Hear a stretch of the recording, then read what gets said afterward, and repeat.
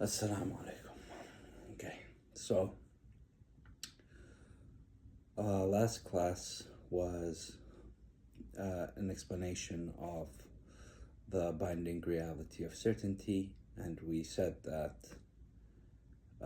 certainty is not binding in the usuli sense. That means it is not munajjiz and it's not mu'abbar. Please memorize the terms. The terminology is half the science, as they say. A couple of terms, once you get to know them, it makes going through the course a lot easier. Translating these terms is a royal pain. Just like, for example, mu'adhariya is excusability, and then tarkhis is also excusability, and then it starts to mix up. So also knowing the terms in Arabic helps in dwelling the science, because the science hasn't been particularly translated well enough in English. As far as the halaqat is concerned, only the halaqa al-ula is translated. I believe the second one is coming out, I'm not sure. Anyways, so we said that the certainty is not binding in the usuli sense unless we attach something to it, and we have to attach the theory of the creator has the right of obedience. When we attach that, then it becomes binding. But it doesn't only become binding when it comes to certainty, it also becomes binding when it's suspicion, probability, doubt. One can argue even if there is a very small percentage that something might be an obligation, you should take the precaution and be obligated to do so. It's in the same sense that, for example, you have the right to be healthy, and you have 100 cups in front of you. One of them is poisonous.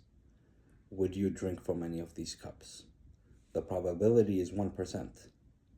Even with that 1% probability, you take precaution.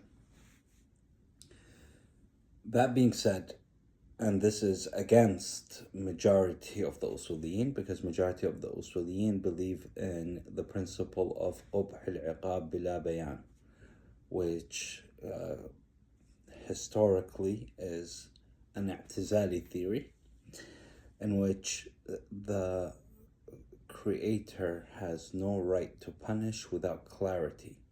So clarity is the burden of the creator. He has to make it clear to us what we have to do. Only then we are obligated to do something. Over here we have two types of certainties. The first certainty is detailed certainty, which is al-qat' al-tafsili. This is when you know the details of what you need to do. So, for example, when the sun sets, it is wajib on you to pray Maghrib. And you know exactly when the sun sets, and you know exactly how to pray Maghrib.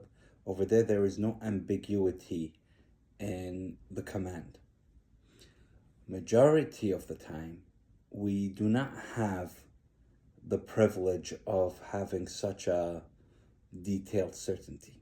Majority of the certainties that we can attain are usually general certainties. And by general, it means that it has a type of the command, but there is ambiguity in one sense also. So for example, you know when it's Dhuhr time in Jum'ah on Friday that you have to pray, but you are unsure. Do you have to pray Dhuhr prayers or do you have to pray Jum'ah prayers? What do you do in this sense? On the condition or on the principle of qubh al-iqab bila bayan, one can argue that you don't have to do any of them because it is not clear which one you have to do.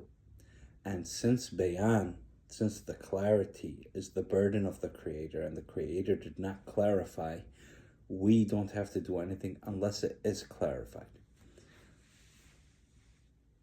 The people that take on this principle do not agree with this, of course, because they say that there is a degree of clarity that does exist, is that you know for a fact that you have to pray.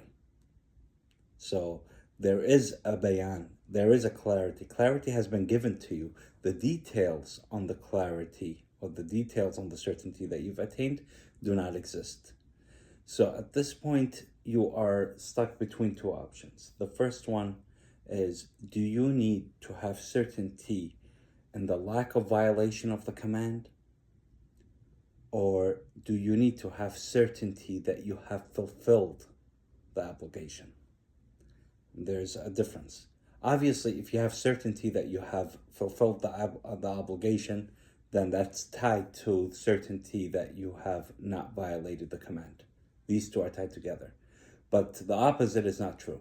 If you have certainty that you have not violated the command, that does not mean that you have fulfilled the obligation. Very good example of this is if somebody asks, I am thirsty, I want to drink water.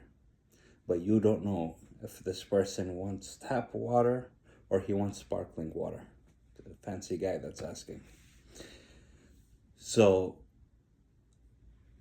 in the haqq al-ta'a theory, we want to make sure we are certain that we have fulfilled the obligation. So what you would do is bring both of them. You will bring him sparkling water and you will bring him tap water. On the qubh al-iqab bila bayan theory, it's like, no, you bring one of them. At least you have not violated. He is thirsty, he wanted water. He did not specify the water. So I am just going to fulfill by choosing one of them. Now, I may be wrong, but me being wrong over here falls back to qubh al-iqab bila bayan. That means God doesn't have the right to punish me because he had the burden to clarify.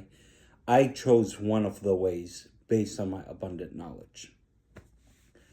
I hope this makes it clear, and we'll go on to the next course after the workshop, inshallah.